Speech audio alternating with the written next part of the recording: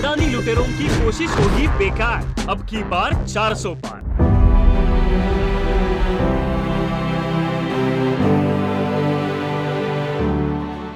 नमस्कार, आप देख रहे हैं रितम और मैं हूं आपके साथ सौम्या श्री। देश भर में चुनाव का माहौल है।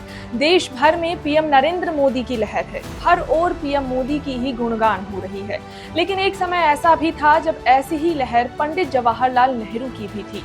आज कई अन्य राजनीतिक दल के नेता अपनी पार्टी छोड़कर बीजेपी में शामिल हो रहे हैं, क्योंकि सब जानते हैं कि मोदी की लहर में उन्हें जीत मिलेगी। उन्हें मालूम है कि बीजेपी पार्टी में जीत की गारंटी है। कुछ ऐसी ही स्थिति आज से 70 साल पहले देश के पहले प्रधानमंत्री पंडित जवाहरलाल नेहरू के लिए भी थी। पंडित नेहरू की लहर भी कुछ ऐसी थी कि हमारे संविधान निर्माता डॉक्टर बी.आर. अम्बेडकर को देश के पहले ही आम चुनाव में हार का मुंह देखना पड़ा था। आप देख रहे हैं किस्सा लोकतंत्र का, और आज के इस एपिसोड में हम बात करेंगे डॉक्टर बी.आर. अम्बेडकर की। तो जैसा कि आप जानते हैं कि देश में पहला आम चुनाव साल 1951-52 में हुआ था। संसद की 489 सीटें और देश की सभी विधानसभा सीटों पर एक साथ चुनाव हुए थे। इसमें करीब 4 महीने का समय लगा था। जब चुनाव के नतीजे आए तो कांग्रेस पार्टी की जीत हुई। जानकारी के मुताबिक कांग्रेस पार्टी को संसद की 489 सीटों में से 364 सीटों पर जीत मिलती है। वहीं पूरे देश में 3280 विधानसभा सीटों में से 2247 सीटों पर कांग्रेस पार्टी की जीत होती है। बताया जाता है कि संसदीय चुनाव में कांग्रेस को कुल 45% वोट हासिल हुआ था। वहीं राज्य विधानसभाओं के लिए हुए चुनाव में कांग्रेस को 42.4% वोट मिले थे। एक तरह से देखें तो उस वक्त कांग्रेस पार्टी का ही बोलबाला था। वहीं देश के इस पहले आम चुनाव में संविधान निर्माता डॉक्टर बी.आर. अम्बेडकर भी चुनावी मैदान में उतरे थे। महाराष्ट्र की उत्तरी बम्बई लोकसभा सीट से Baba Saheb Bhimrao Ambedkar schedule caste federation party के टिकट पर चुनाव लड़ रहे थे। उनके सामने कांग्रेस पार्टी ने उनके ही पीए नारायण एस काजरोलकर को खड़ा किया था। अम्बेडकर की तरह काजरोलकर भी बैकवर्ड क्लास से आते थे। जानकारी के मुताबिक इस सीट पर अम्बेडकर, उनके पीए के अलावा कम्युनिस्ट पार्टी और हिंदू महासभा से भी एक प्रत्याशी चुनावी मैदान में थे। लेकिन जो नतीजे आए वो हैरान कर देने वाले थे। बताया जाता है कि इस चुनाव में डॉक्टर बी.आर. अम्बेडकर की हार हो जाती है।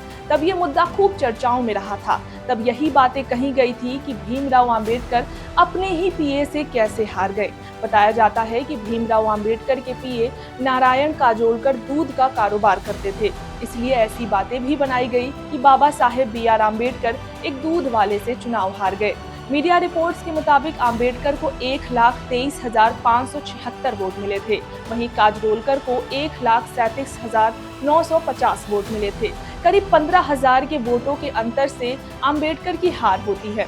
हालांकि अम्बेडकर ने हार नहीं मानी, वो आगे भी चुनाव लड़ते रहे। जानकारी के मुताबिक साल 1954 में भंडारा लोकसभा सीट पर उपचुनाव हुए थे। यहाँ से अम्बेडकर चुनावी मैदान में थे, लेकिन इस उपचुनाव में भी अम्बेडकर की हार होती है और कांग्रेस के प्रत्याशी की जीत होती है। आपको बता दें कि डॉक्टर बी.आर. अम्बेडकर पहले कांग्रेस पार्टी में ही शामिल थे, लेकिन आगे चलकर उनकी पार्टी के साथ मतभेद हो गए, जिसके बाद उन्होंने अपनी नई पार्टी का गठन कर लिया था। इस पार्टी का नाम था शेड्यूल्ड कास्ट फेडरेशन पार्टी। इसी पार्टी से वो चुनावी मैदान में उतरे थे, लेकिन कांग्रेस के सामने उनकी हार हुई थी। एक रिपोर्ट के मुताबिक आजादी के बाद जब देश की पहली अंतरिम सरकार बनी थी, तब पंडित जवाहरलाल नेहरू की अगुवाई वाली सरकार में डॉक्टर बी.आर. अम्बेडकर विधि और न्याय मंत्री बने थे। उनके नेतृत्व में संविधान बना था, जिसे लागू भी किया गया था। लेकिन बाद में कई मुद्दों पर उनका कांग्रेस से नीतिगत मतभेद हो गया। इसके बाद उन्होंने 27 सितंबर 1951 को पंडित जवाहरलाल नेहरू को एक पत्र लिखकर मंत्रिमंडल से इस्तीफा दे दिया था और अपनी शेड्यूल्ड कास्ट फेडरेशन पार्टी बनाई थी।